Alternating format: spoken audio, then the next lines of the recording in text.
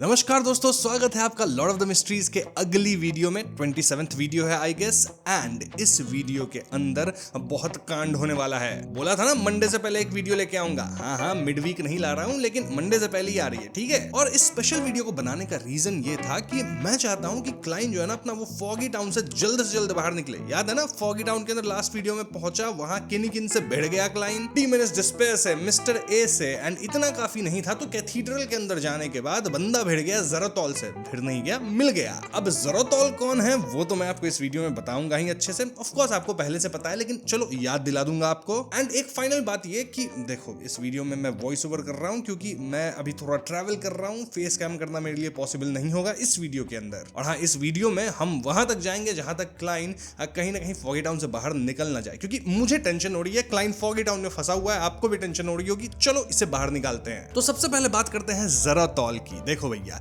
ज़रातोल secret order जो group था उसका लीडर था। देन वो फोर्थ इपॉक के सोलोमन एम्पायर के एरिस्टोक्रेसी का डिसेंडेंट था। एंटिगोनस फैमिली के नोटबुक का फॉर्मर ओनर रह चुका है और एम्परर रोजेल का बियॉन्डर गाइड भी था। याद है ना, उनकी डायरी में ज़रातोल आके उन्हें काफी चीजें समझाता था। इतना काफी नहीं है तो भैया ज़रातोल सीयर पाथवे का ही एक हाई सीक्वेंस बियॉन्डर था, एक मिरेकल इन्वोकर जो लगभग 200 साल पहले एक सीक्रेट एग्जिस्टेंस माना जाता था। अरोडस के अकॉर्डिंग उसने जब सीक्वेंस 1 यानी अटेंडेंट ऑफ मिस्ट्रीज पर एडवांस करने की कोशिश की तब वो कंट्रोल लूज कर गया था। मतलब वो एंजल से सीधा मॉन्स्टर बन गया था, ऐसा स्पेक्युलेट किया जाता है। सच्चाई क्या है वो किसी को नहीं पता। वहीं ज़रातोल के कंपैरिजन में अगर क्लाइन को देखा जाए तो भैया वो है सिर्फ सीक्वेंस 5। और इससे क्लाइन ऑफ कोर्स शॉक में था। मतलब इस बात से शॉक में नहीं कि वो सीक्वेंस 5 है, शॉक इस बात से कि भैया उसके सामने जो बैठा हुआ बंदा है वो एक्चुअली में ज़रातोल है। उसने खुद को काम करने की कोशिश की और लॉजिक लगाया। ज़रातोल को एक इंडिविजुअल का नाम नहीं बल्कि एक फैमिली नेम है जो फोर्थ इपॉक के सोलोमन एम्पायर के एरिस्टोक्रेट्स को रिप्रेजेंट करता था। इतनी लंबी हिस्ट्री में काफी लोग ज़रातोल नाम के हुए होंगे। तो हाँ, जो रोजेल के डायरी में ज़रातोल का मेंशन है वो इस वाले का ग्रैंडफादर, फादर या फिर बेटा भी हो सकता है। मतलब ये ओरिजिनल ज़रातोल जो हम सोच रहे हैं वो ना हो, कोई और हो सी फैमिली से। एक और पॉइंट ये है कि ये आदमी कह रहा है कि वो काफी पहले मर चुका है, जबकि अरोडेस और विल ऑसेप्टिन दोनों कहते हैं कि सीक्रेट ऑर्डर वाला जो लीडर ज़रातोल है वो अब भी जिंदा है, बस वो कंट्रोल लूज करके मॉन्स्टर बन चुका है। ये थॉट क्लाइन को थोड़ा स्टेबल कर गया। उसने डिसाइड किया कि सिचुएशन शायद उतनी डेंजरस नहीं है जितनी वो पहले एंटिसिपेट किया। लेकिन फिर उसने ज़रातोल के पावर्स को ऑब्जर्व किया। सरफेस पर वो ज्यादा फ्लैशी नहीं लग रहे थे, लेकिन हर एक एबिलिटी नॉर्मल लिमिट से बाहर थी। स्पेशली जो हिस्ट्री ऑफ फेट से रिलेटेड थी, मतलब कुछ भी निकाल के ले आया था हिस्ट्री से किसी को भी, वो तो काफी ओपी पावर लग रही है। इससे क्लाइन को क्लियर हो गया कि ये बंदा सिर्फ बिजोरो सॉर्सरर लेवल का तो नहीं हो सकता। ये कम से कम सीक्वेंस 3 या इवन सीक्वेंस 2 का तो हो सकता है। तो डेंजरस तो है। अगर वो अपना जो हम सोच रहे हैं ज़रातोल वो नहीं है फिर भी डेंजरस है, और अगर जो हम सोच रहे हैं वही ज़रातोल है तो भैया डेंजरस छोड़ो, बहुत ज्यादा डेंजरस है। और सोच के देखो, सीयर पाथवे में ऐसे भी एंजल्स बहुत ज्यादा कम होते हैं। मतलब सामने जो भी है वो डेफिनेटली एक बहुत ही हाई लेवल और डेंजरस एग्जिस्टेंस है। क्लाइन के दिमाग में सब कनेक्शन एक साथ जुड़ने लगे। ये जगह हॉर्नेशियस माउंटेन के मेन पीक पर मौजूद नेशन ऑफ एवनाइट से डायरेक्टली लिंक्ड है, और यहीं से वो रेविंग्स जनरेट होती है जो सीयर पाथवे के लो और मिड सीक्वेंस बियॉन्डर्स को सुनाई देती है। उसे याद आया कि जब सीक्रेट ऑर्डर का लीडर ज़रातोल एम्परर रोजेल से एंटिगोनस फैमिली का नोटबुक ले चुका था, उसके बाद वो काफी लो प्रोफाइल हो गया था। शायद वो इसी माउंटेन पर आया हो एंटिगोनस फैमिली के ट्रेजर्स को ढूंढने, और यहीं से उसने सीक्वेंस 1 अटेंडेंट ऑफ मिस्ट्रीज के पोशन फार्मूला और इंग्रेडिएंट्स हासिल किए होंगे। मिस्टिसिज्म में कोइंसिडेंस बार-बार हो तो फिर वो कोइंसिडेंस नहीं रहता, रादर वो एक सिग्नल होता है। क्लाइन को लगने लगा कि शायद ज़रातोल ने अपने आप को स्प्लिट करके एक हिस्सा इस फॉगी टाउन में स्टोर किया और वही उसके लॉस ऑफ कंट्रोल का रीजन बना। और लॉन्ग डेड होना का भी एक ट्विस्टेड एक्सप्लेनेशन हो सकता है कि क्यों वो लॉन्ग डेड है, क्योंकि मिरेकल इन्वोकर होने का मतलब ही काइंड ऑफ होता है कि डेथ के बाद वापस आना। अब क्लाइन ये सब सोच रहा है और ज़रातोल जो वहां बैठा था वो क्लाइन का रिएक्शन नोटिस कर लिया था। वो हल्का सा हंसता है और पूछता है कि लगता है तुम मुझे जानते हो। क्लाइन ने सेफ खेलते हुए बोला कि मैं बस तुम्हारा नाम सुना हूं, एक क्वीन मिस्टिक है उनसे मिला था, उन्होंने सीक्रेट ऑर्डर के बारे में थोड़ी नॉलेज मुझे दी थी, तो पता चला तुम मतलब जो ज़रातोल है वो सीक्रेट ऑर्डर का लीडर है। अब ज़रातोल जो बैठा हुआ था यहाँ वो ना कंफर्म करता है ना डिनाई करता है कि हाँ ये वही ज़रातोल है, बस कैजुअली पूछता है कि तुम्हें क्या हेल्प चाहिए। क्लाइन ने सोचा और एक प्रैक्टिकल रिक्वेस्ट किया कि क्या तुम हिस्ट्री से एक फिश समन कर सकते हो। देखो लॉजिक सिंपल था, ये जगह सोनिया सी के रूइन से कनेक्टेड है तो फिश का एग्जिस्टेंस हिस्ट्री में होना नेचुरल था। ज़रातोल थोड़ा सा ऑब्जर्व किया, फिर सिंपली बोला हाँ कर सकता हूँ। अगले ही मोमेंट सेनोर के हाथ में ग्राउंड फिश मीट का एक ब्लॉब अपीयर हो गया। उसने ऐड किया कि ये सिर्फ 45 मिनट्स तक एग्जिस्ट करेगा, फिर ऐसा लगेगा जैसे कभी खाया ही नहीं। ये एबिलिटी काफी शॉकिंग थी। मतलब सीयर पाथवे के हाई लेवल पावर सच में में इंसेन लेवल के होते हैं। जब क्लाइंट भी हाई लेवल पे जाएगा वो भी हिस्ट्री से ऐसे ही कुछ भी निकाल पाएगा। सोच के देखो इससे क्या कुछ किया जा सकता है। वैसे सोचने की जरूरत नहीं है आपको, क्योंकि जैसे जैसे मैं एक्सप्लेनेशन करते जाऊंगा क्लाइंट हाई सीक्वेंस पे जाता जाएगा और आप लोग देख पाओगे कि क्लाइंट इन एबिलिटीज का इस्तेमाल कैसे करता है। एनीवेज अभी की बात करते हैं। तो क्लाइंट डिसाइड किया कि वो थोड़ा ग्रीडी एक्ट करे ताकि ज़ोराथोल क्लाइंट को अंडरएस्टिमेट करे। उसने कैजुअली बोला कि मुझे बिजारो सॉर्सरर पोशन फॉर्मूला चाहिए। ज़ोराथोल ने बिना रिएक्ट करे बोला कि मिल जाएगा, बस तुम ऑब्सीडियन रॉक लेकर आओ, तब मैं तुम्हें फॉर्मूला और डोर ओपन करने का सिंबल दोनों दे दूंगा। उसने फिर अपनी लास्ट विश रिपीट की कि मेरे एशेज को मेरे होम टाउन के रिवर में जरूर डाल देना। क्लाइंट ने पॉइंट आउट किया कि इतने हाई लेवल बियॉन्डर के एशेज डेंजरस हो सकती है, लेकिन ज़ोराथोल हंसा बोला कि अब उनमें कुछ स्पेशल नहीं है, वो सब पहले ही हो चुका है। उसने ऊपर कैथीड्रल के पीक की तरफ देखा, जैसे हिंट दे रहा हो कि उसकी असली पावर वहां अब्सॉर्ब हो चुकी है। क्लाइंट ने और पुश किया और पूछा कि बिजारो सॉर्सरर के बाद सीक्वेंस 3 क्या होता है। ज़ोराथोल ने बोला स्कॉलर ऑफ योर। याद रखो दोस्तों, स्कॉलर ऑफ योर सीक्वेंस 3 है पाथवे का। क्लाइंट को सब पता चल रहा है। नाम सुन के क्लाइंट को समझ में आ गया कि ये पाथवे हिस्ट्री और पास्ट से डीपली कनेक्टेड है। फिर उसने पूछा सीक्वेंस 0 क्या है, लेकिन ज़ोराथोल बस मुस्कुरा दिया और बोला कि जब तुम डोर ओपन करोगे तो पता चल जाएगा। अब क्लाइंट से थोड़ा इरिटेटेड फील होता है, क्योंकि अब याद है ना ज़ोराथोल रोजेल को भी ऐसे ही बहुत अजीब अजीब बात बोलता था, सीयर की तरह, ऐसा करोगे तो तुम्हें इसका अंदाजा लग जाएगा। सीयर लोग ऐसे ही बात करते हैं, तो रोजेल भी फ्रस्ट्रेटेड रहता था, क्लाइंट भी हो रहा है। एनीवेज क्लाइंट यहाँ स्टैचू की तरफ इशारा करके पूछा कि ये कौन है। ज़ोराथोल ने बोला कि ये एक एंशिएंट गॉड की डिसेंडेंट है। क्लाइंट ने तुरंत कनेक्ट किया, शायद एनहाइलेशन डेमोनिक वुल्फ फ्लेग्रिया होगी। और फिर ज़ोराथोल यहाँ एक और बॉम्ब ड्रॉप करता है। वो कहता है कि इसका एक भाई भी है जिसे तुम जानते हो। उसने अपना लास्ट नेम चेंज कर दिया, एंटिगोनस। तो इसी पॉइंट पे क्लाइंट के दिमाग में जो पीसेस थे ना वो कहीं ना कहीं क्लिक हो गए। Antigonus family, nation of Evernight, हॉर्नेशियस, फ्लेग्रिया सब एक ही वेब का पार्ट थे। अब उसे समझ आने लगा कि चर्च ने एंटिगोनस फैमिली को क्यों डिस्ट्रॉय किया और ये ट्रेजर क्यों इतना डेंजरस लग रहा था। लेकिन तभी सिचुएशन चेंज हो गई। कैथीड्रल की विंडोज से आने वाली क्रिम्सन मूनलाइट अचानक ब्राइट हो गई। क्लाइंट तुरंत समझ गया कि क्रिम्सन मून क्लियर हो गया है। उसने बिना डिले किए अपना इमरजेंसी प्लान एक्टिवेट किया। क्लाइंट फिंगर स्नैप करके एक डिस्टेंट कैंडल को जला दिया और सिनोर को पोजेस करके लीप लगाया। वो रोल करते हुए वॉल के पास पहुंच गया। इस बार पूरा कैथीड्रल एकदम साइलेंट हो गया। कोई रेविंग नहीं, कोई आवाज नहीं, लेकिन क्लाइंट ने शैडोज से फील किया कि सब लटके हुए बॉडीज उस फ्लेम की तरफ टर्न हो गए हैं। बिना एक भी सेकंड वेस्ट किए उसने वॉल को टच किया और उसके थ्रू बाहर निकल गया। बाहर आते ही उसने बिना पीछे देखे रात की स्पीड से डैश किया और नियरेस्ट बिल्डिंग तक पहुंच गया। मतलब यहाँ डिस्टेंस ऐसे भी सिर्फ 10 मीटर का ही था, लेकिन उसे फील हो रहा था जैसे पीछे से हजारों नजरें उसे देख रही हो, इतने ही डिस्टेंस में। वो तुरंत दूसरी वॉल के थ्रू अंदर घुसा और फिर स्नैप करके कैथीड्रल के अंदर वाली जो कैंडल थी उसको बुझा दिया। कुछ सेकंड्स के टेंस साइलेंस के बाद वो स्टेरिंग वाली जो फीलिंग थी कि लोग उसको देख रहे हैं क्लाइंट को, वो कहीं ना कहीं गायब हो गई। कर्टन्स के बाहर फिर से वही इनडिस्टिंक्ट फिगर्स दिखने लगे। धीरे धीरे वापस लॉइटर कर रहे थे, घूम फिर रहे थे, जो पहले होता है इस टाउन के अंदर जब भी मतलब ये लाइट चमकती है। तो हाँ, क्लाइंट अब सेफ है। जितनी भी अबनॉर्मलिटीज थी वो कहीं ना कहीं गायब हो गई थी और इसलिए क्लाइंट ने हल्का सा रिलीफ फील किया। उसने आसपास का एरिया ऑब्जर्व किया और एक ऐसी जगह चूज की जहां शैडो हो लेकिन कंप्लीट अंधेरा ना हो, ताकि अगर कोई सडन अटैक आए तो वो यहाँ रिएक्ट कर सके। अभी जो कुछ सेकंड्स पहले हुआ था उससे क्लाइंट के दिमाग में एक थियरी बनी। मतलब जो बाहर घूमते हुए इनडिस्टिंक्ट फिगर्स और बीस्ट लाइक ग्राउल्स थे वो एक्चुअली वही कॉर्प्सेस थे, वही लाशें थी जो कैथीड्रल के अंदर लटके हुए थे, जो हॉर्नेशियस फ्लेग्रिया वाली रेविंग्स प्रोड्यूस करते हैं। मतलब ये बात तो हम लोग पहले ही एंटिसिपेट कर चुके थे, राइट, पिछली वीडियो में। क्लाइंट याद करता है कि जब वो कैथीड्रल से बाहर आया था तब सब कॉर्प्सेस उस कैंडल की तरफ टर्न हो गए थे और स्ट्रीट्स पर कोई फिगर्स नहीं थे। फिर जैसे ही उसने फ्लेमिंग कंट्रोल से कैंडल बुझाई सब कुछ वापस नॉर्मल हो गया। इससे क्लाइंट ने कंक्लूड किया कि जब क्रिम्सन मून क्लियर होता है और स्पिरिचुअलिटी बूस्ट होती है तब कैथीड्रल के टॉप पर जो मैग्नेट जैसा एक सोर्स है जो कि लोगों को खींच रहा है, उसका इन्फ्लुएंस पूरे टाउन पर बढ़ जाता है। शायद वही कॉर्प्सेस को कंट्रोल करके उन्हें स्ट्रीट्स पर नॉर्मल लोगों की तरफ घुमाता है और लाइट यानी फ्लेम एक्चुअली उस कंट्रोलर का अटेंशन अट्रैक्ट करती है। अगर फ्लेम बुझाई ना जाए तो वो सोर्स लॉक हो सकता है और कुछ बहुत ही डेंजरस हो सकता है। क्लाइंट ने डिसाइड किया कि वो बार बार फ्लेम कंट्रोलिंग का यूज करके अटेंशन डाइवर्ट करने का रिस्क नहीं लेगा। कुछ बार कर दिया है ओके, लेकिन अब नहीं। फिर उसने स्पिरिट बॉडी थ्रेड्स विजन से डाइनिंग टेबल पे रखे फूड आइटम्स को देखा। ब्रेड, स्टूड बीफ, पोटैटोज और रेड वाइन रखी थी। उसे डाउट हुआ कि ये फूड भी उसी मैग्नेट का पार्ट है और अगर कोई इसे खा ले तो उसकी जो स्पिरिट बॉडी थ्रेड्स है वो कहीं ना कहीं करप्ट हो जाती है और वो खुद कैथीड्रल की तरफ खींच लिया जाता है। शायद इसी वजह से लोग गायब होते हैं और फिर बाद में वही लटके हुए बॉडीज बन जाते हैं जो ब्राइट क्रिम्सन मून लाइट में बाहर घूमते हैं। जब क्लाइंट क्लोजली देखता है तो फूड आइटम्स भी लिविंग एंटिटीज की तरह बिहेव कर रहे थे। उनके थ्रेड्स कैथीड्रल की तरफ स्ट्रेच हो रहे थे, लेकिन उनमें सिर्फ एक ही थ्रेड था जो नॉर्मल लिविंग बीइंग से बिल्कुल अलग था। जैसे नॉर्मल लिविंग बीइंग्स में काफी थ्रेड्स होते हैं, राइट, स्पिरिट बॉडी थ्रेड्स बोलते हैं हम उसको, कंट्रोल करता है क्लाइंट, लेकिन फूड वाले आइटम्स में एक ही था जो कि लगा हुआ था। होपफुली आप बात समझ रहे हो। अब अपनी थियरी कंफर्म होने के बाद क्लाइंट ने फोकस शिफ्ट किया। अब उसे डीमनेस ऑफ डिस्पेयर पैनेटिया से डील करना था। उसने उसने सेनोर को समन किया और मैरिनेट ने अपनी फॉर्म चेंज करके गिरमिन स्पैरो का अपीयरेंस ले लिया। ऑफ कोर्स फेसलेस एबिलिटी का यूज करके ज़ोरथॉल बताया था कि मतलब वो जो ला रहा है मतलब पास से, उसमें ऐसा किया जा सकता है, उसको भी चेंज किया जा सकता है। तो हाँ, क्लाइन का जो मैरिनेट है जो कि कुछ ही समय के लिए रहेगा, उसको मतलब वो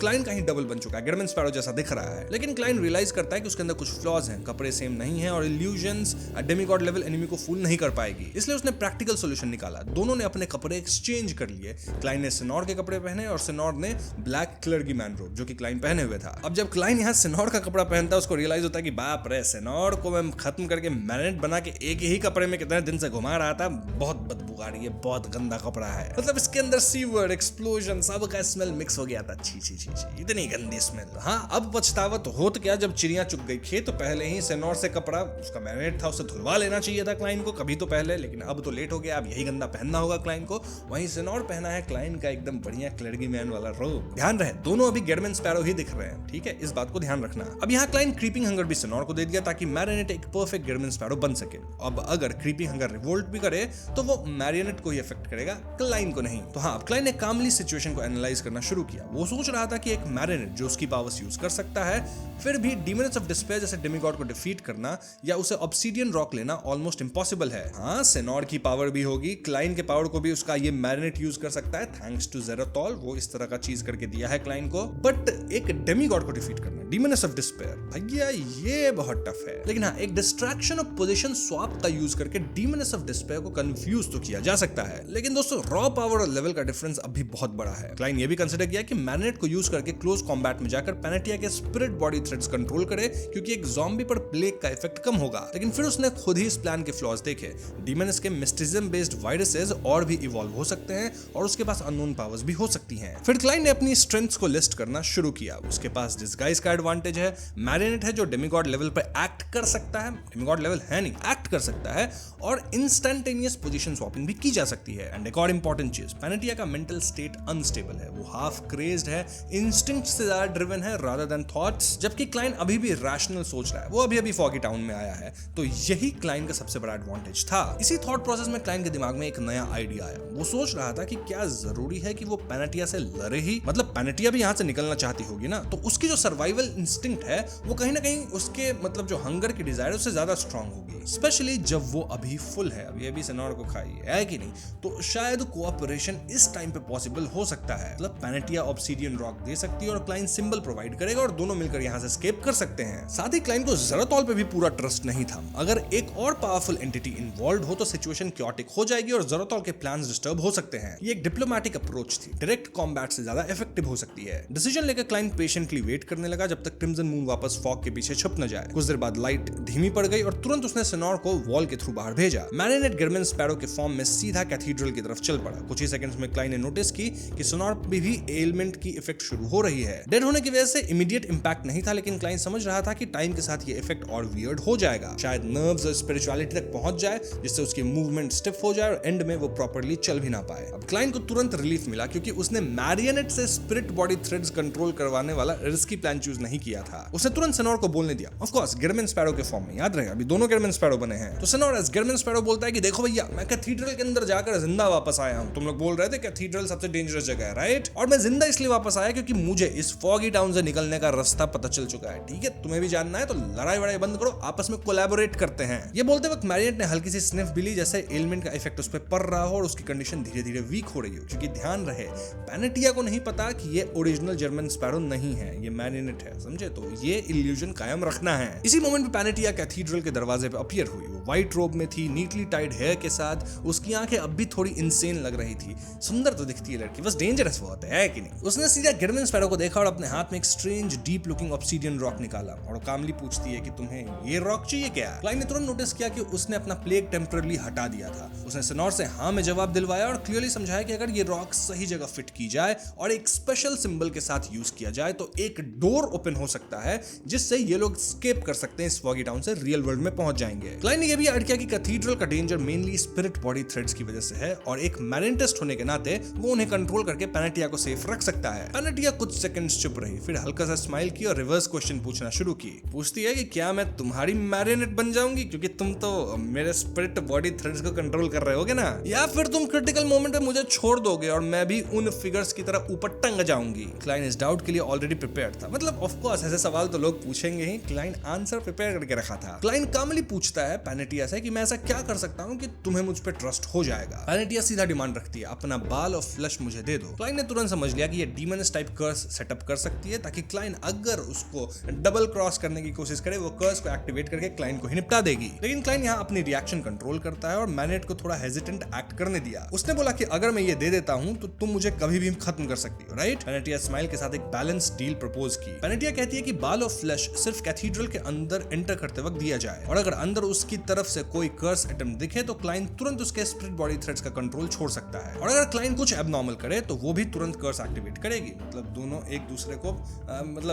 लड़ेंगे एक दूसरे से अगर ऐसा कुछ उल्टा सीधा हुआ और दोनों के हाथ में एक दूसरे का की है, एक दूसरे को वो लोग हार्म कर सकते हैं। लेकिन अगर सब कुछ सही से सोच समझ से किया जाए तो दोनों यहाँ से जिंदा बच के निकल सकते हैं। नाउ डोर जब ओपन हो जाएगा जहां से ये लोग निकल सकते हैं फॉगी टाउन से बाहर, तो पेनेटिया कहती है कि वो पहले बाहर निकलेगी और उसके बाद हेयर और फ्लैश वापस कर देगी। क्लाइन ने इस डील को केयरफुली कंसीडर किया, डिटेल्स डिस्कस की और काफी हेजिटेशन के बाद अग्री कर लिया। मतलब हाँ, क्लाइन मैरिनेट के थ्रू हाँ बोल दिया है। ये सब एक्टिंग ही काइंड ऑफ क्लाइन कर रहा है बिकॉज आई एम वंडरिंग कि क्लाइन देगा भी तो अपने मैरिनेट का बाल और फ्लैश देगा ना, तो इससे होपफुली क्लाइन को कोई इफेक्ट होना भी नहीं चाहिए इन केस पेनेटिया उसे धोखा देती है। अब दोस्तों इस पॉइंट पे जैसे ही पेनेटिया कुछ और बोलने वाली थी उनके आंखें थोड़ी सी नैरो हो गई। वो धीरे से बोले कि पता नहीं क्यों लेकिन अभी भी उसे डाउट तो फील हो रहा है क्लाइन के ऊपर, कहीं क्लाइन उसको डबल क्रॉस ना करे। क्लाइन ने सिनोर को कंट्रोल करके मैरिनेट से डीप वॉइस में जवाब दिलाया कि उसे भी थोड़ा डाउट तो है पेनेटिया पे। वो सोच रहा था कि अगर पेनेटिया पहले डोर से बाहर निकलेगी तो वो बाहर वेट करके उस पर अटैक कर सकती है। इसीलिए क्लाइन यहाँ कंडीशन रखता है कि पहले वो खुद निकलेगा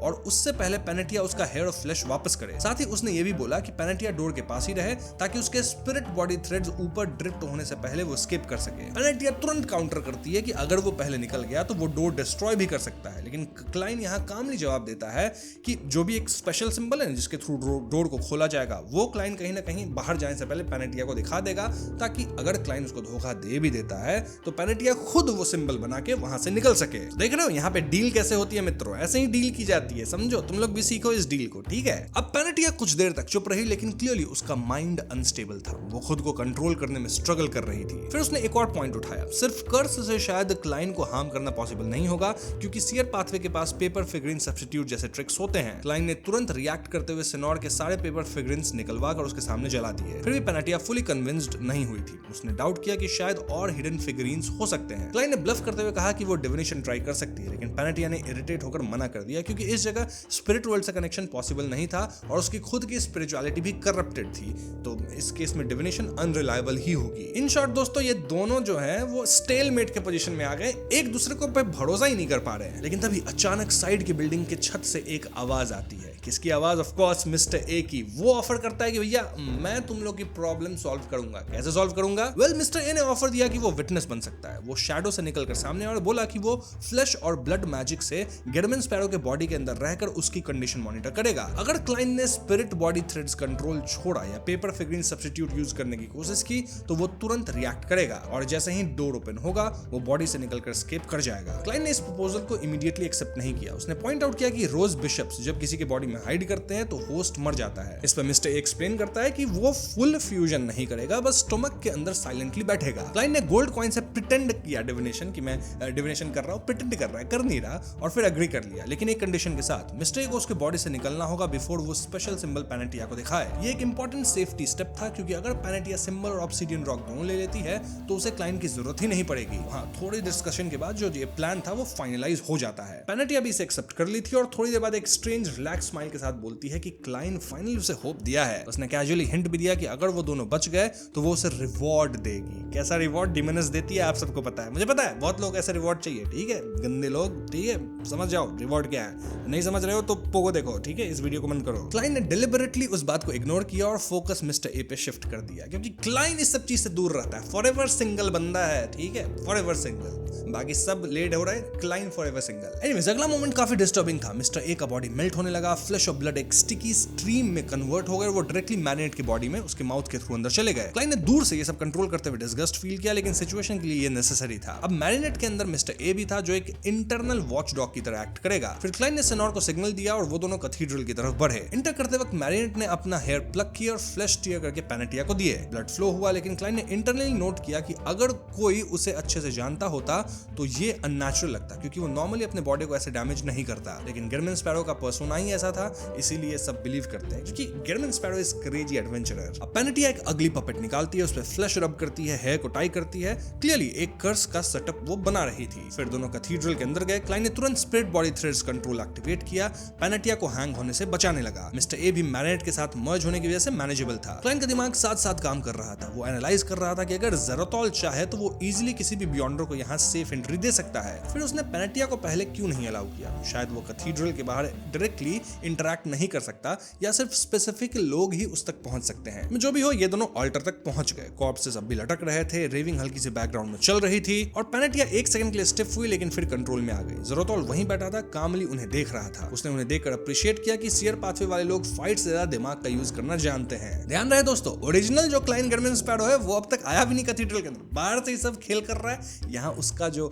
मैरियोनेट है सेनोर, जो कि गिरमिन स्पैरो जैसा दिख रहा है, उसके साथ पेनेटिया और मिस्टर ए कहीं ना कहीं चल रहे हैं। तो ध्यान रहे क्या हो रहा है, ठीक है? कंफ्यूज नहीं होने का इस पॉइंट पे। फिर बिना डिले किए उसने गोट स्किन ऑफ क्विल कंज्योर किया, कुछ लिखा और स्क्रॉल करके गिरमिन स्पैरो को दे दिया। उसने बताया कि इसमें डोर ओपनिंग सिंबल और बिजारो सॉर्सरर पोशन फार्मूला दोनों हैं, लेकिन ये सिर्फ 45 मिनट्स तक ही वैलिड रहेंगे और बाहर नहीं ले जा सकते। क्लाइन ने केयरफुली गोट स्किन खोला और उसकी आंखें तुरंत नैरो हो गई। सिंबल ऑलमोस्ट वही था जो उसने एंटिगोनस फैमिली के नोटबुक से देखा था, एक वर्टिकल आई, मल्टीपल मिस्टीरियस पैटर्न्स के साथ। लेकिन एक छोटा सा डिफरेंस था, एक क्रेसेंट और एक डॉटेड लाइन का पोजीशन यहाँ स्वैप किया हुआ था। ये छोटा डिफरेंस ही सबसे बड़ा डेंजर हो सकता था। उस मोमेंट पे क्लाइन के दिमाग में पहला थॉट आया कि जैसा एक्सपेक्ट किया था, ज़ेरोथॉल का कोई प्लान तो है। तुरंत उसके बाद उसे ये सोचकर सुकून मिला कि उसने पहले ही एंटिगोनस फैमिली के नोटबुक से सही डोर ओपनिंग सिंबल ले लिया था। इस नई कॉन्फिडेंस की वजह से वो पैनिक नहीं हुआ और कंफ्यूज भी नहीं हुआ। ज़ेरोथॉल ने क्विल और इंक बोतल को वापस पास्ट में भेज दिया और फिर उसने सर उठाकर गिरमिन स्पैरो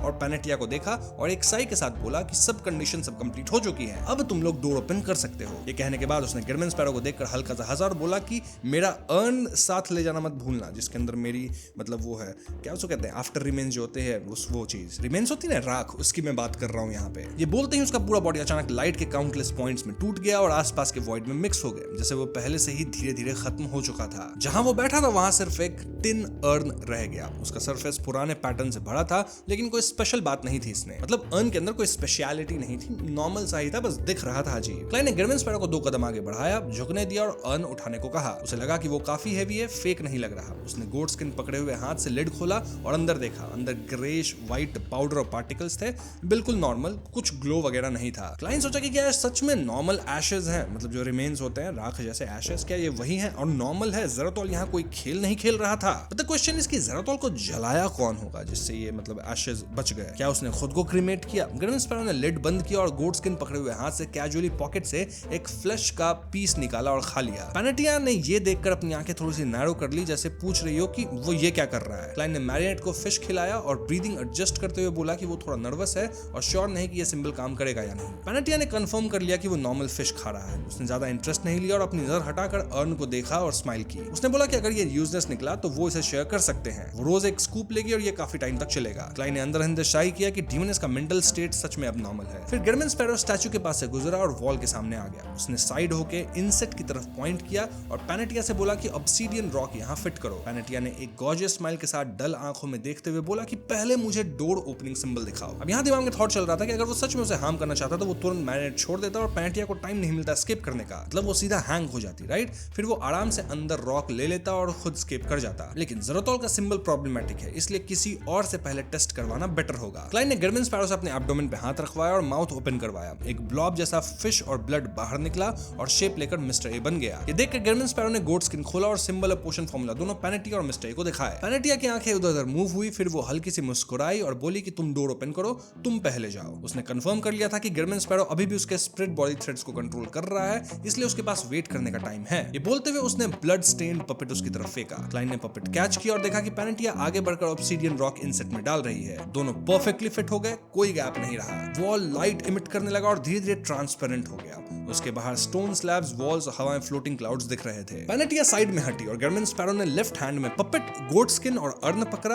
राइट हैंड से वॉल पर फिंगर से सिंबल ड्रॉ करना शुरू किया। इसी वक्त क्लाइन डिलेमा में था, क्या वो ज़ोरोथॉल का सिंबल ड्रॉ करे या फिर नोटबुक वाला सिंबल, क्योंकि याद है ना दोनों सिंबल में थोड़े से डिफरेंसेस थे। उसने सोचा कि शायद वो ज़ोरोथॉल को अंडरएस्टिमेट कर रहा है। अगर ज़ोरोथॉल का गोल सिर्फ उन्हें हार्म करना होता तो वो डोर ओपन करने की बात ही नहीं करता। और क्लाइन को समझ नहीं आ रहा था कि ज़ोरोथॉल स्पेसिफिकली उसे टारगेट क्यों करेगा, जब क्लाइन का जो ग्रे फॉग का ऑरा है वो भी कहीं ना कहीं कट हो चुका है, राइट? क्योंकि ग्रे फॉग का ऑरा को हाई लेवल के लोग देख सकते हैं, देन क्लाइन को टारगेट कर सकते हैं। बट अभी तो ये जो जगह है फॉगी टाउन, यहाँ तो ऑरा उसका कुछ दिख नहीं रहा होगा, तो ज़ोरोथॉल क्यों ही अटैक करेगा उस पे। इसलिए क्लाइन ने कंक्लूड किया कि ज़ोरोथॉल का शायद जो मेन गोल है वो है कि किसी से डोर ओपन करवाना है, शायद खुद के लिए कुछ अचीव करने के लिए। डोर के बाद क्या होगा वो उसके लिए इंपॉर्टेंट नहीं है। मतलब डेंजर हर जगह और ये सिचुएशन भी उससे अलग नहीं है। इन शॉर्ट क्लाइन सोच रहा था कि ज़ोरोथॉल जो सिंबल दिया है डोर ओपनिंग का वो कहीं ना कहीं रियल है, और ये भी पॉसिबिलिटी है कि उसके अंदर कोई डेंजर नहीं होगी। हालांकि इसकी पॉसिबिलिटी 50-50 है। दूसरी तरफ एंटिगोनस फैमिली का नोटबुक जरूरी नहीं कि सेफ हो। क्लाइन ने जो सीन ग्रे फॉग के ऊपर डिविनेशन में देखा था,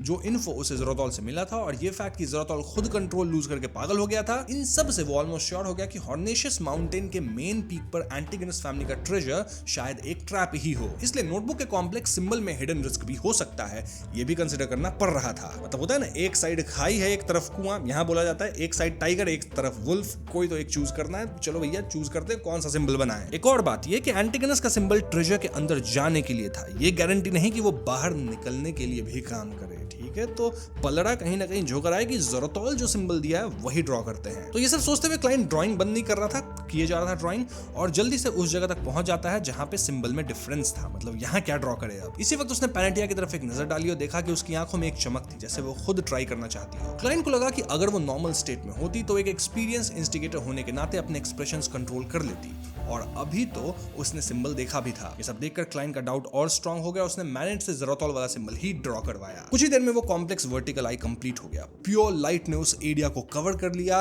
पैटर्न्स के अंदर सर्कुलेट हुई और फिर एक जगह गैदर हो गई। एक ब्राइट फ्लैश के साथ वॉल पे एक इल्यूजरी डबल डोर अपीयर हुआ जो सीक्रेसी से भरा हुआ था। गर्मिन स्पैरो ने इसे पुश किया तो वो धीरे धीरे ओपन होने लगा।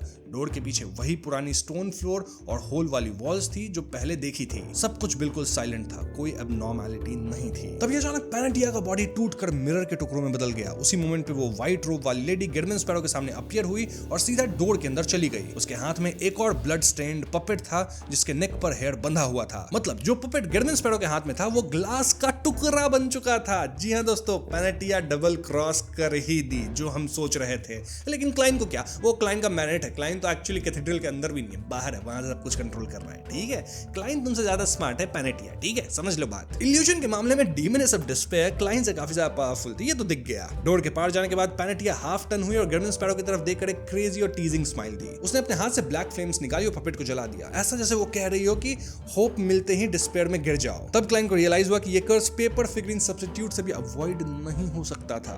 पेनेटिया तुरंत मुड़कर निकलने वाली थी ताकि कोई एक्सीडेंट ना हो, लेकिन उसी वक्त उसकी आंखें फ्रीज हो गई। उसका बॉडी फिर से मिरर फ्रैगमेंट्स में टूटने लगा, लेकिन वो डोर से 10 मीटर से ज्यादा दूर नहीं जा पाए। सिर्फ 1-2 सेकंड में उसने एक तेज चीख मारी और इनविजिबल थ्रेड्स और काले बाल उसके अराउंड लपेट हो गए, मतलब लपेट लिए उसको। उसका बॉडी ब्लैक फ्लेम से जल रहा था और साथ ही आइस में फ्रीज हो रहा था। फिर एकदम से सब टूट गया। उसकी आंखों में डीप डिस्पेयर और रिग्रेट भर गया। उसकी एक्सप्रेशन कहीं ना कहीं स्टिफ हो गई थी, जैसे किसी इनविजिबल हाथ ने उसका नेक पकड़ लिया हो। उसका पूरा बॉडी हवा में उठ गया और लटक गया। आंखें धीरे धीरे उलटने लगी, लेकिन उसका फेस अब भी परफेक्ट था। दूसरी तरफ गर्मिन स्पैरो का बॉडी ब्लैक फ्लेम्स में घिरा हुआ मेल्ट होने लगा, जैसे वैक्स पिघल रहा हो। मिस्टर ए जो डोर से भागना चाहता था वो उल्टी करने लगा। एक के बाद एक फ्रेश मशरूम्स उसके मुंह से निकलने लगे और उसके बॉडी पर भी मशरूम्स उगने लग गए थे। जब तक गर्मिन स्पैरो की विजन खत्म होने वाली थी, डोर के अंदर का सीन क्लोज होकर क्लियरली दिखने लगा। It was an empty foyer, लेकिन वो एक्चुअली एम्प्टी नहीं था। वहां और भी ज्यादा कॉर्प्सेस लटक रहे थे, हर एज और टाइप के लोग, ठीक है? कुछ रिच कपड़ों में, कुछ सिंपल, कुछ पुराने जमाने के। ये सब बिल्कुल कैथीड्रल वाले कॉर्प्सेस जैसे ही थे। वो ऊपर नीचे मूव कर रहे थे जैसे किसी म्यूजिकल परफॉर्मेंस का पार्ट हो, एक पूरे टाउन की लाइफ को रिफ्लेक्ट करते हुए। तो ज़ोरोथॉल गेम तो खेल गया इनके साथ, ठीक है? इनको खत्म ही करने वाला था।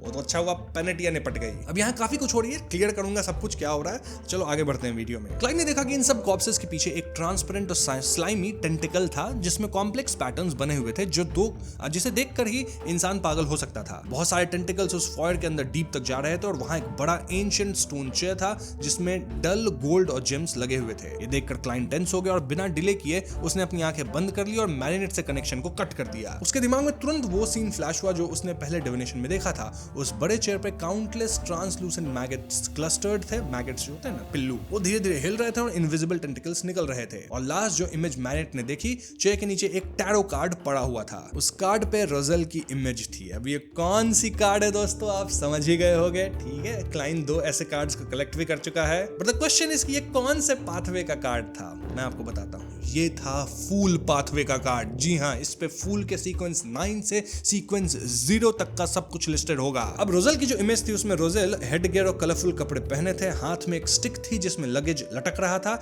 जैसे वो किसी लंबी जर्नी पे हो। उसके पास एक छोटा डॉग भी था और कॉर्नर में लिखा था सीक्वेंस 0 द फूल। यानी कि दोस्तों सीयर पाथवे का सीक्वेंस 0 एक्चुअली में फूल ही है। क्लाइन अपना नाम फूल रखा था कोइंसिडेंस से। तो क्या ये सब कोइंसिडेंस है? Something to think about. Sequence 0 fool है किसका? अपने क्लाइन के सीयर पाथवे का। याद रखना इस चीज को। तो जब क्लाइन ने टैरो कार्ड पे लिखे हुए वर्ड्स को पहचाना, उसे वही फीलिंग दोबारा महसूस हुई जो उसने तब फील की थी जब उसने ज़ोराथॉल का नाम सुना था। उस मोमेंट पे उसे डेस्टिनी का एक स्ट्रॉन्ग पुल महसूस हुआ। उसे लगा कि सब कुछ शुरू से ही अरेंज किया गया है, बिल्कुल जैसे 0-08 करता है। उसने ये भी डाउट करना शुरू किया कि टिंजन में सर्कस वाली जो फीमेल बीस्ट टेमर थी जिसने उसके लिए टैरो डिविनेशन किया था, शायद वो कोई नॉर्मल इंसान नहीं थी। याद है फर्स्ट बुक के अंदर उस इंसिडेंट की हम बात कर रहे हैं। फर्स्ट बुक में भी एकदम इनिशियल 1, 2, 3 चैप्टर में जो हुआ था वैसा उस पॉइंट की मैं बात कर रहा हूँ। जैसे जैसे क्लाइन के थॉट्स तेजी से बढ़ने लगे, क्लाइन ने सिचुएशन को एक दूसरे एंगल से देखा और एक नया आइडिया निकाला। धीरे धीरे उसका डर, हॉरर, डिप्रेशन कम होने लगा। शायद ये सब कोई एक्सटर्नल प्लान नहीं था बल्कि चेंजेस थे जो उसने खुद क्रिएट किए थे। ये उस रिचुअल की वजह से था जिसने उसे ट्रांसमाइग्रेट करवाया। उसका ग्रे फॉग के ऊपर वाले मिस्टीरियस स्पेस से कनेक्शन बन गया था और नेचुरली उसकी फेट भी अफेक्ट हुई। और सही तरीके से देखा जाए तो एक दूसरे वर्ल्ड से आने वाले विजिटर होने के नाते यहाँ उसकी पहले कोई फेट थी या नहीं। I mean, जो करंट पाथ उसने लिया वो उसके कैरेक्टर, ओरिजिनल क्लाइंट के एक्सपीरियंसेस, ग्रे फॉग के इन्फ्लुएंस और सराउंडिंग एनवायरनमेंट का ही रिजल्ट था। ग्रे फॉग का ऊपर वाला mysterious space clearly seer pathway से डीपली कनेक्टेड था और इस पाथवे का सीक्वेंस 0 है द फूल। इसलिए जब भी वो रियलिटी में या डिविनेशन में रिफ्लेक्ट होता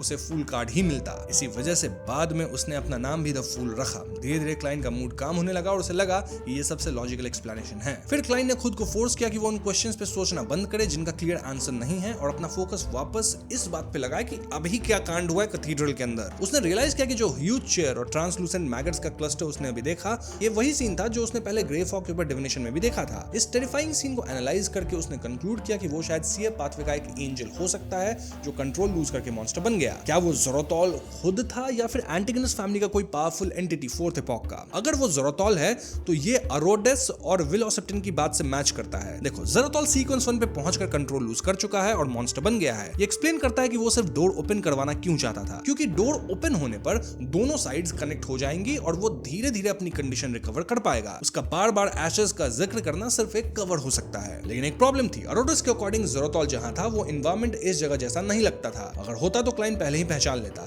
तो क्या ये एंटिगोनस फैमिली का कोई और एंजल हो सकता है जिसने ज़ोराथॉल को ट्रैप किया? शायद ज़ोराथॉल जब नोटबुक लेकर हॉर्नेशियस माउंटेन आया तब उसका एक हिस्सा अननोइंगली अलग हो गया और इसी वजह से वो एडवांसमेंट के टाइम पागल हो गया। फिर भी वो सीक्वेंस 1 अटेंडेंट ऑफ मिस्ट्रीज है क्योंकि वो पहले ही मिरेकल इन्वोकर बन चुका था। इस एंगल से देखा जाए तो ज़ोराथॉल का गोल सिर्फ डोर ओपन करवाना हो सकता है ताकि फॉगी टाउन की हिस्ट्री और फेट आउटसाइड वर्ल्ड से मिक्स हो जाए और वो दोबारा स्प्लिट ना हो। जो भी हो, वो ट्रांसलूसेंट मैगट्स का क्लस्टर क्लियरली एक out of control sequence 1 entity है। इसीलिए डीमनस ऑफ डिस्पेयर पैनेटिया ने उसे देखते ही ब्रेक डाउन कर दिया। वो बस थोड़ी देर स्ट्रगल कर पाई और फिर लटक गई, एक मैरिनेट की तरह। क्लाइन को यह भी समझ आया कि अगर उसने पहले क्लियर डिविनेशन में फुल मिथिकल क्रीचर देखा होता तो वो खुद भी कंट्रोल लूज कर गया होता। फिर उसने सोचा, चाहे वो एंटिटी कितनी पावरफुल हो, क्या वो इटर्नल ब्लेजिंग सन या ट्रू क्रिएटर से भी ज्यादा पावरफुल हो सकती है क्या? शायद नहीं। क्लाइन उन दोनों को भी देख चुका है, राइट? उससे भी बच गया तो शायद क्लाइन सर्वाइव कर जाता। तो हाँ, अगर वो पेन एंड्योर कर ले और कंडीशंस मीट हो जाए तो उसके पास एक चांस है उसके सीक्रेट जानने का। शायद उसे एक या दो हाई सीक्वेंस फॉर्मूलाज भी मिल सके,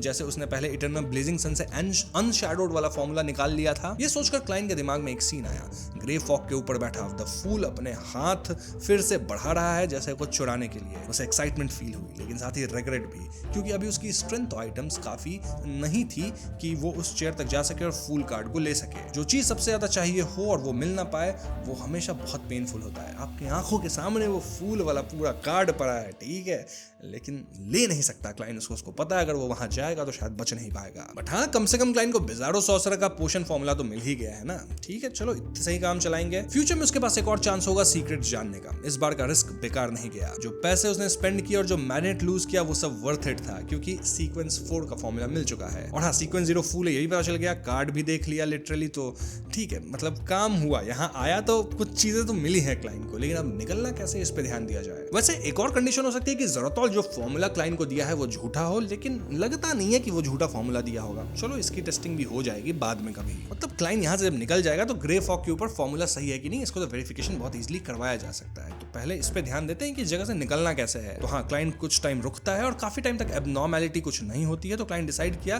कि वो तुरंत कैथीड्रल के अंदर जाकर चेंजेस ऑब्जर्व करेगा। उसके सबसे इंपॉर्टेंट चीज थी कि यहाँ से निकलना है। वो बिल्डिंग से बाहर निकला अपनी पायरेट वाली अपीयरेंस में और केयरफुली कैथीड्रल के एंट्रेंस तक गया। वो धीरे से एंटर किया। कॉर्प्सेस वैसे ही लटक रहे थे हवा में हिलते हुए और हॉर्नेशियस फ्रेग्रिया की आवाज आ ही रही थी। उसकी आंखें अंधेरे में एडजस्ट हुई और उसने और क्लियरली देखा। Half wolf half human statue बिल्कुल सेम था, कोई डैमेज नहीं। ऑब्सीडियन रॉक और 3 अर्न भी वहां थे, इंटैक्ट एकदम। क्लाइंट ने रिलीफ की सांस ली और सराउंडिंग्स ऑब्जर्व करने लगा। तभी उसकी नजर एक डार्क कॉर्नर पे रुकी। वहां एक जाइगेंटिक मशरूम खड़ा था, उससे भी लंबा। उसका कैप ब्लड रेड था, व्हाइट पैटर्न्स के साथ। उसका बॉडी छोटे मशरूम से बना था जो मिलकर एक फेस बना रहे थे। किसका फेस? मिस्टर ए का, लेकिन उसकी आंखें ब्लैंक थी, कोई ह्यूमन फीलिंग नहीं। उसके साइड से मशरूम उगकर आर्म्स बन गए थे और एक हैंड पर ह्यूमन स्किन ग्लव था। दोनों चीजें एक साथ मर्ज हो गई थी। क्लाइंट एक स्टेप पीछे हट गया। उसे समझ नहीं आ रहा था कि ये क्या है। उसे लगा कि उसकी मिस्टिज्म नॉलेज यहाँ फेल हो रही थी। फिर उसने अपनी विजन यूज किया और देखा कि उस मशरूम में स्प्लिट बॉडी थ्रेड्स नहीं थे, मतलब वो ऑलरेडी खत्म हो चुका है, डेड है, सिर्फ बॉडी के रिफ्लेक्सेस से मूव कर रहा था। तब क्लाइंट के दिमाग में एक थियरी आई। मिस्टर ए जो मशरूम से इन्फेक्टेड हो गया था, वो टाइम पर स्केप नहीं कर पाया और उसने वो ट्रांसलूसेंट मैगेट्स देखे जो एक कंप्लीट मिथिकल क्रीचर था। उस मोमेंट पे उसका माइंड तुरंत खत्म हो गया और बॉडी कोलैप्स हो गई। इसी से एक टेरिफाइंग म्यूटेशन हुआ और फिर वो सिनोर के रिमेन्स के साथ मर्ज हो गया, जो कि कर्स से कहीं ना कहीं डिसइंटीग्रेट हो चुका था और इस तरह एक कंप्लीटली नया हॉरिफाइंग मशरूम मॉन्स्टर बन गया है। और साथ ही क्रीपिंग हंगर को भी निकल गया। ये मशरूम सच में डिसगस्टिंग है। अगर फ्रैंक दोबारा मशरूम्स का नाम लेगा ना तो मैं उसे सीधा समुद्र में फेंक दूंगा। ऐसा मतलब अपना गेडविन स्पैरो जो है वो सोच रहा है, क्लाइंट सोच रहा है, क्योंकि ये फ्रैंक ली जो है वो बहुत मशरूम्स की बात करता है। क्लाइंट की आंखें इधर-उधर हिलने लगी और वो सबकॉन्शियसली ऑब्सीडियन रॉक की तरफ बढ़ने लगा। उसका प्लान सिंपल था, मशरूम को इग्नोर करो और पहले एस्केप करो। इसी वक्त उसे लगा कि उसका दिमाग हल्का सा ड्रिफ्ट कर रहा है, आसपास सब कुछ ब्लर होने लगा। अचानक क्लाइंट को समझ आया कि उसे जबरदस्ती एक ड्रीम में खींचने की कोशिश की जा रही है। उसने तुरंत खुद को ड्रीम से बाहर निकाला और देखा कि लगभग 2 मीटर लंबा मशरूम धीरे से उसकी तरफ स्लाइड कर रहा है। उसके हाथ में एक ग्रेट स्वॉर्ड थी जो स्कारलेट मैग्मा और ब्लू हॉट फ्लेम्स का मिक्स लग रही थी। मतलब ये मशरूम जो है क्रीपिंग हंगर के एक पावर स्वॉर्ड लावा का इस्तेमाल कर रहा है? ये कैसी बात हुई? क्लाइंट ने बिना डिले किए अपना मुंह खोला और बोला बैंग। एक पावरफुल एयर बुलेट सीधा मशरूम पे लगी। मशरूम ड्रीम कंट्रोल करने में बिजी था, इसलिए स्लो हो गया था और बुलेट उसके कैप को चीर कर एक बड़ा वुंड बना गई। उस वुंड के अंदर ह्यूमन फ्लैश और छोटे स्पोर्स थे जो तुरंत हिलकर बॉडी को रिपेयर करने लगे। ये देखकर क्लाइंट को स्ट्रॉन्ग डेंजर फील हुआ और वो तुरंत साइड में रोल करके हट गया। मशरूम अचानक स्पीड बढ़ाकर आगे बढ़ा और उसकी स्वॉर्ड ऑफ लावा ने उस जगह को काट दिया जहां क्लाइंट अभी खड़ा था। फ्लोर टाइल्स टूट गए, फ्लेम चारों तरफ फैल गई। इसी मोमेंट क्लाइंट ने स्नैप किया और छोटे मशरूम्स को जला दिया जो उस मॉन्स्टर का बॉडी बना रहे थे। फिर वो स्टैचू के पीछे भागा ऑब्सीडियन रॉक लेने के लिए, लेकिन फिर से उसका दिमाग एक सेकंड के लिए ड्रिफ्ट हुआ और उसने रियलाइज किया कि वो गलत डायरेक्शन में जा रहा है। वो एंट्रेंस की तरफ भाग रहा था। मतलब कि मशरूम जो है वो कहीं ना कहीं क्लाइंट के विल को डिस्टॉर्ट कर रहा है। क्लाइंट का दिल ही बैठ गया कि भैया मैं सोचा था आराम से निकलूंगा, ये कौन सा बीच में मशरूम मॉन्स्टर आ गया जिससे मुझे लड़ना पड़ रहा है। उसने साइड ग्लैंस में देखा कि मशरूम के बॉडी पे फ्रॉस्ट की लेयर आ गई थी जिसने फ्लेम्स को बुझा दिया। तेजी से सोचते हुए क्लाइंट डोर की तरफ भागा और स्नैप करके बाहर के ट्री लीव्स को जला दिया। मतलब जलाने वाला अटैक क्लाइंट कर रहा है, ऑल्दो मशरूम बुझा रहा है उसे पता था कि जब एनिमी के बारे में कुछ क्लियर ना हो और प्रिपरेशन भी ना हो तो मजिशियन को रिट्रीट करना चाहिए। और सबसे बड़ी प्रॉब्लम ये थी कि उसकी मैग्नेटिस्ट पावर्स यूजलेस थी क्योंकि मशरूम के पास स्प्लिट बॉडी थ्रेड्स थे ही नहीं। सीक्रेट फ्लेम्स पानी की तरह उठी और क्लाइंट को कवर कर लिया। वो फ्लेम्स के थ्रू बाहर अपीयर हुआ और जमीन पे जंप किया। वो अभी डिस्टेंस बनाना ही चाहता था कि उसने हवा का जोर सुना। रेड कैप्ड मशरूम भी स्ट्रॉन्ग विंड के साथ कैथीड्रल से बाहर आ गया था। मतलब लौंडा उड़ भी सकता है क्या हवा से? क्या क्या पावर है इसके अंदर? क्लाइंट ने तुरंत स्नैप किया और फ्लेमिंग जंप से डिस्टेंस को क्रिएट किया। इस बीच उसकी नाक में खुजली हुई, उसे छींक आने वाली थी, यानी कि क्लाइन बीमार भी हो रहा है, लड़ने में भी उसको मुश्किल होने वाली थी। उसके पास मिस्टिकल आइटम्स नहीं थे और वो अपनी फुल स्ट्रेंथ यूज नहीं कर पा रहा था। वो एक बिल्डिंग के अंदर छुप गया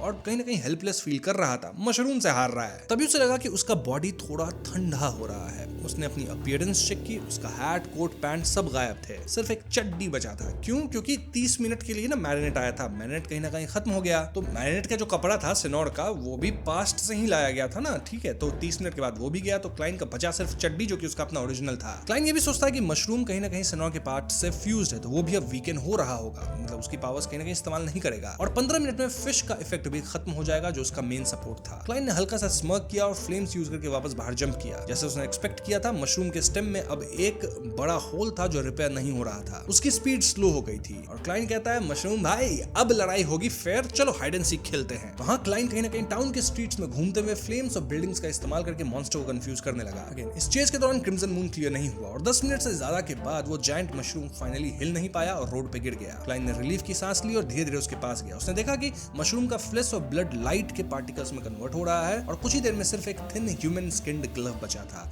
क्या था ये? ऑफ कोर्स ये अपना जो क्लाइन का ग्लव है। नाम बताओ तुम लोग कमेंट में, ठीक है? अरे नहीं बताओगे तो मैं ही बता देता हूँ, क्रीपिंग हंगर है, लेकिन थोड़ा म्यूटेटेड लग रहा है। ये क्या? सीक्वेंस 1 एंजल के म्यूटेशन की वजह से क्रीपिंग हंगर और मिस्टर ए फ्यूज हो गए थे, तो क्रीपिंग हंगर भी म्यूटेट होकर थोड़ा डिफरेंट बन गया, काइंड ऑफ कह सकते हैं अपग्रेड हो चुका है। क्लाइन झुककर केयरफुली उस ग्लव को उठा लेता है एंड ऑब्जर्व करता है। अब ये जो पतला ह्यूमन स्किन ग्लव था वो देखने में पहले जैसा ही लग रहा था, लेकिन क्लाइन ने जरा भी केयरलेस होने की हिम्मत नहीं की। उसने डिविनेशन यूज करके एक बेसिक इंस्पेक्शन की। उसे पता चला कि 5 फिंगर्स के अलावा पाम और बैक ऑफ द पाम पर एक मतलब एक्स्ट्रा सोल ग्रेज किया जा सकता है। मतलब क्रीपिंग हंगर पहले 5 ग्रेजिंग करता था ना सोल, अब 7 कर पाएगा। अभी के लिए 7.5 स्लॉट्स ऑलरेडी फिल्ड हो चुके थे और इसमें सिमिलर बियॉन्ड अ कैरेक्टरिस्टिक के फ्यूज होने के साइंस भी थे। साथ ही इसमें फ्लैश और ब्लड मैजिक की पावर्स भी आ गई थी। इनफैक्ट सोल्स स्विच करने की स्पीड भी फास्ट हो चुकी थी। एक मिनट, क्लाइन का जो क्रीपिंग हंगर है, जो कि पहले से ही ओपी ऑब्जेक्ट है, वो अब और भी पावरफुल हो गया। मजा ही आ गया भैया।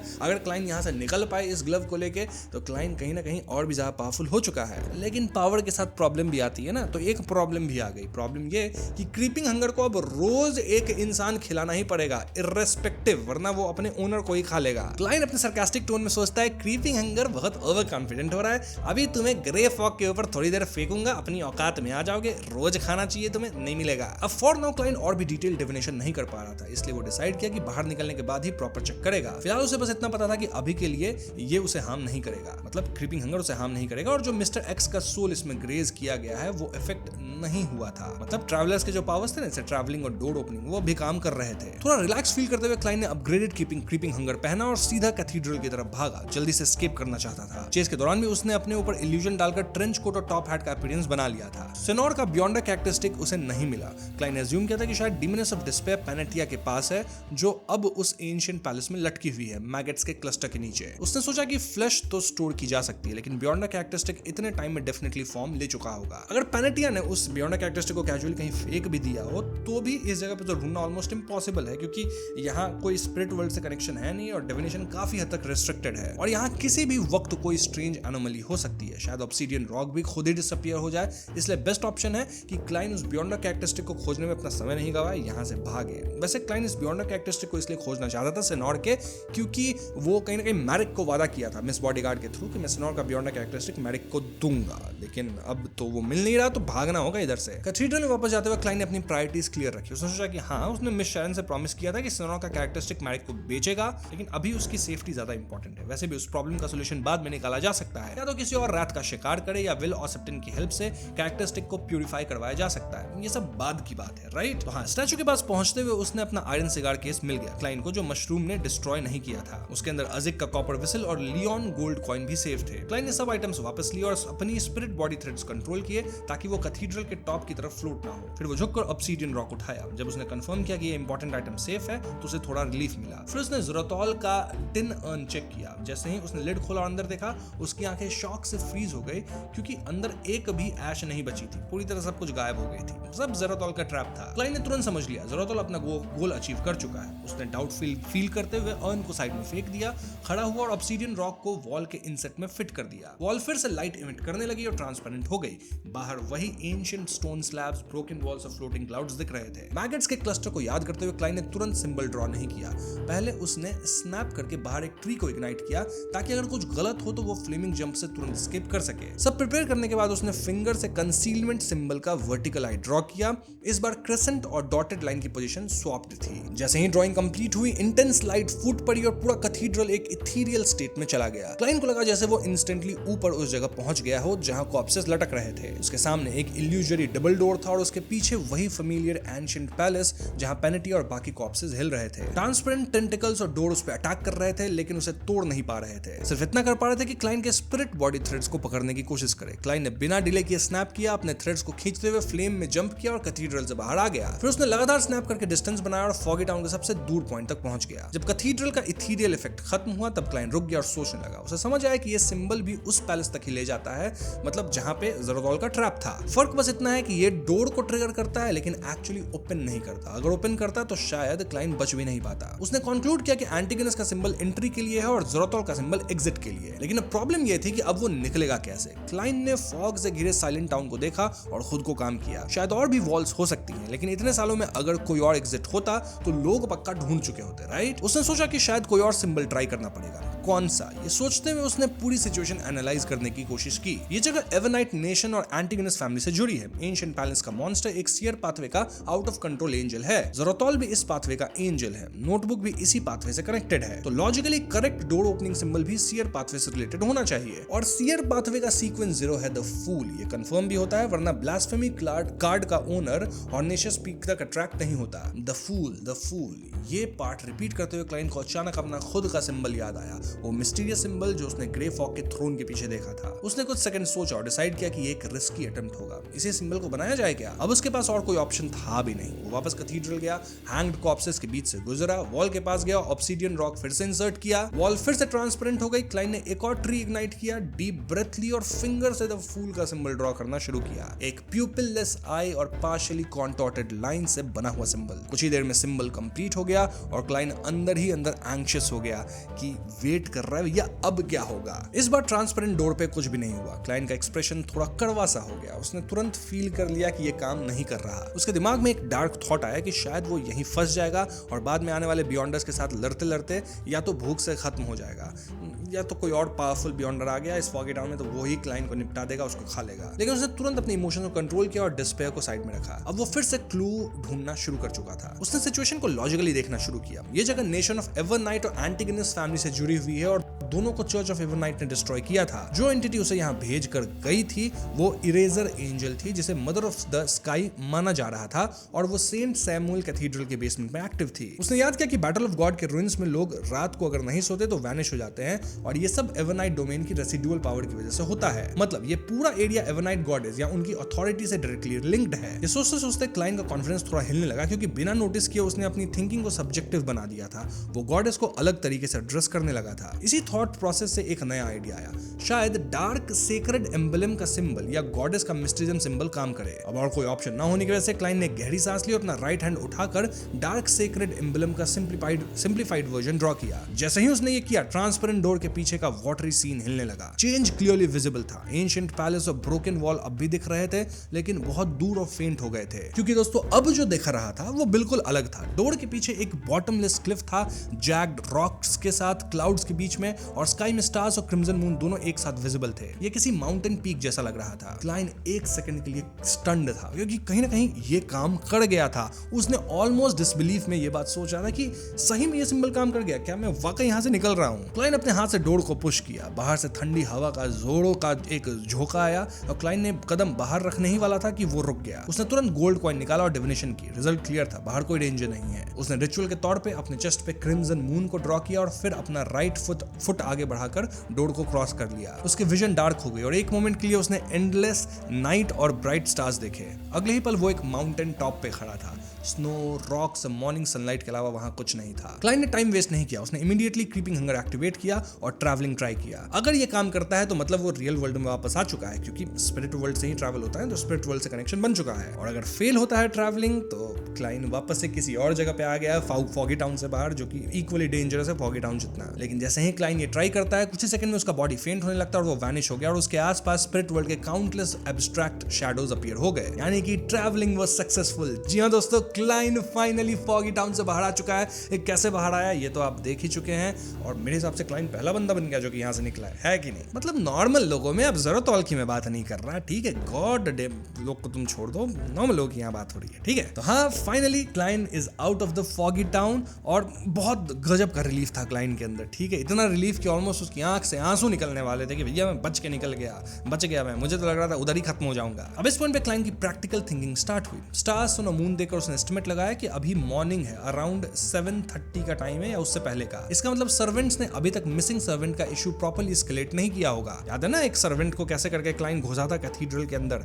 तो हाँ, उसको पहले कंफर्म करना होगा कि एक सर्वेंट मिसिंग है, फिर रिपोर्ट की जाएगी, फिर प्रीस्ट जो है वहां कैथीड्रल के वो सब इन्वेस्टिगेट करेंगे, और इस समय 20 से 30 मिनट लगेगा। ये क्लाइन के लिए परफेक्ट विंडो था। उसने कंक्लूड किया कि ड्वेन डैंटिस आइडेंटिटी अभी एक्सपोज नहीं हुई है, और अगर पोशन फॉर्मूला जेन्युइन है तो ये आइडेंटिटी फ्यूचर में कभी काम आ सकती है। प्लस अभी वो सिर्फ ग्लव और अंडरवेयर में था, राइट? तो बाहर जाना मतलब लोग देखेगा चिड्डी में कोई आदमी घूम रहा है, अच्छा नहीं लगेगा, ऑकवर्ड सिचुएशन बनेगा। क्लाइंट डिसाइड किया कि पहले अपने घर वापस जाना सेफ है या नहीं, ये चेक किया जाए। उसने गोल्ड कॉइन से डिविनेशन की कि 160 बोकलैंड स्ट्रीट में जो उसका बढ़िया सा एक मैंशन है वहां जाना सेफ है कि नहीं। रिजल्ट नेगेटिव आया, मतलब कि सेफ है, मतलब डिविनेशन किया था कि डेंजरस है कि नहीं, तो उसका रिजल्ट आया नेगेटिव, तो मतलब सेफ है जाना, ये समझ लो, ठीक है? इन छोटी छोटी बातों पर तुम ध्यान मत दो, बस ये समझो सेफ है क्लाइंट के लिए जाना। फिर क्लाइंट ने ट्रैवल किया। 3 स्टॉप्स के बाद वो अपने रूम में अपीयर हुआ। कर्टन्स बंद थे, रूम डार्क था, और बेड पे ड्वेन डैंटिस का बॉडी पड़ा हुआ था। सबको पता है ये कैसे हो रहा है, अरोडेस करवा रहा है ये सब चीज। क्लाइंट ने रिलीफ फील किया, इन्वेस्टिगेशन अभी तक उस तक पहुंची नहीं थी। ड्वेन डैंटिस का बॉडी डिसॉल्व होकर एक स्मॉल मिरर बन गया, और उस मिरर से अरोडेस का मैसेज आया। उसने पूछा कि क्या हुआ था। क्लाइंट ने कैजुअली रिप्लाई किया कुछ इंपॉर्टेंट नहीं हुआ है, तुम जा सकते हो। और क्योंकि अरोडेस भी नहीं समझ पाया कि क्लाइंट के साथ क्या हुआ है, इससे क्लियर होता है कि अरोडेस फॉगी टाउन के सीक्रेट्स को नहीं देख सकता। इसका मतलब वो जगह किसी डेटी लेवल अथॉरिटी से शील्डेड है। क्लाइंट ने पूछा कि कोई उससे मिलने आया था या नहीं। अरोडेस बोला कोई नहीं आया था। तो हाँ, क्लाइंट को कहीं ना कहीं कंप्लीटली सेफ होने का एश्योरेंस भी मिल गया था। मिरर नॉर्मल हो गया, और क्लाइंट ने जल्दी से पजामास पहने।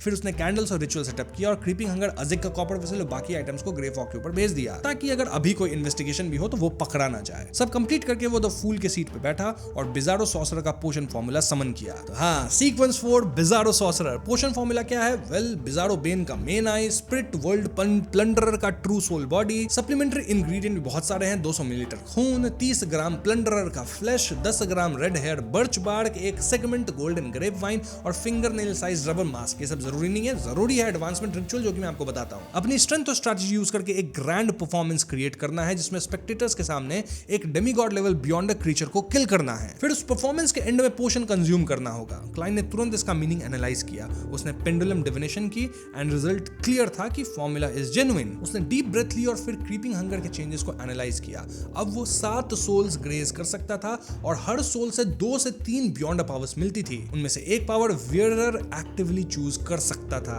समझ रहे हो बात? अब पावर चूज भी कर पाएगा कि मेरे को ये वाला चाहिए ग्रेज करने के बाद। भयंकर हुआ है भाई, मानना पड़ेगा। अपग्रेड जो हुआ है क्रीपिंग हंगर में बहुत अच्छा है। वैसे रिचुअल सुना ना आपने, क्या करना होगा? वो भी कोई मतलब इजी रिचुअल तो लग नहीं रहा, खतरनाक रिचुअल है। डेमीगॉड को खत्म करना, ठीक है? मतलब demigod level at least beyond a creature को भी खत्म करना होगा, और स्पेक्टेटर के सामने कोई मतलब बहुत डिफिकल्ट बात है ये, है कि नहीं? मैं खुद स्टम्बल कर रहा हूँ, फंबल कर रहा हूँ, क्या कैसे करेगा क्लाइंट? अब ये एग्जैक्टली क्या है वो तो आपको इसी बुक में पता चल जाएगा, कैसे क्लाइंट पहुंचेगा सीक्वेंस 4 पे। उसके लिए आप मेरी आगे की वीडियोस भी देखते रहना। फॉर नाउ, क्रीपिंग हंगर के अंदर टोटल 8 सोल्स थे। बाकी सोल्स अटेंडेंट ऑफ मिस्ट्रीज के म्यूटेशन के चक्कर में कंप्लीटली डिसिपेट हो गए थे, लेकिन इतने ज्यादा सोल्स होने की वजह से कंजेशन हो गया था, मतलब कुछ पास प्रॉपर्ली यूज नहीं हो पा रहे थे। इसलिए एक सोल को रिलीज करना जरूरी था ताकि सिस्टम नॉर्मल हो सके। पहला सोल था बैरन ऑफ करप्शन, वर्म टंग मिथॉर। ये मिस्टर ए के सेम पाथवे के बियॉन्ड कैरेक्टरिस्टिक के साथ फ्यूज हो गया था। डिस्टॉर्शन ऑफ ब्राइव वीकेंड के अलावा इसके पास कोरोजन नाम का एक एरिया इफेक्ट पावर भी था। ये 10 मीटर के अंदर लोगों के दिल को डार्क और ग्रीडी बना देता है, जिससे वो इरेशनल डिसीजन लेने लगे। दूसरा सोल था डिजायर अपोस्टल किरचीज। ये मिस्टर ए के डेविल के साथ फ्यूज हुआ था। इसने डेंजर प्रीमोनेशन को रिप्लेस करके सल्फर फायरबॉल ले लिया था, और साथ ही लैंग्वेज ऑफ फाउलनेस, स्लो और स्वॉर्ड ऑफ लावा भी इनहैंस हो गए थे। तीसरा सोल था traveller, mister X Louis Wayne का। ये मिस्टर ए के स्क्राइब के साथ फ्यूज हुआ था। ट्रैवलिंग और डोर ओपनिंग के साथ इसने रिकॉर्ड पावर गेन किया, लेकिन एक रिस्ट्रिक्शन के साथ। ये नॉर्मल बियॉन्डर पावर्स रिकॉर्ड नहीं कर सकता था, सिर्फ डेमिगॉड लेवल पावर्स पर काम करता था और सक्सेस चांस भी काफी इंप्रूव हो गए थे। फिर भी काफी अटेम्प्ट्स लगते थे, अराउंड 8 ट्राइज। साथ ही एक लिमिट थी कि मैक्स 2 डेमिगॉड लेवल पावर से रिकॉर्ड कर सकते हैं, और वो भी सीक्वेंस 3 से ऊपर नहीं। चौथा सोल ज़ॉम्बी मवेटी का था, याद होगा आपको, जिसमें कोई चेंज नहीं आया। उसके पास वही ज़ॉम्बी स्ट्रेंथ, आइस कंट्रोल और ज़ॉम्बी मैनिपुलेशन थे। पांचवा सोल एक अननोन डिमनेस ऑफ एफ्लिक्शन था। ये यूजर को स्ट्रॉन्ग चार्म देता था, अपीयरेंस को भी थोड़ा एडजस्ट करता था और एक डेंजरस एलिमेंट स्प्रेड कर सकता था 50 मीटर तक। पहले माइल्ड सिम्टम्स जैसे कोल्ड या फीवर, फिर 20-30 सेकंड में सीरियस इलनेस और 2-3 मिनट्स में कार्डियक अरेस्ट या ब्रेन एन्यूरिज्म तक। छठा सोल एक अननोन विंड ब्लेस था, जिसमें 3 पावर्स थे, शॉर्ट डिस्टेंस फ्लाइट, डाइव और वाटर कंट्रोल।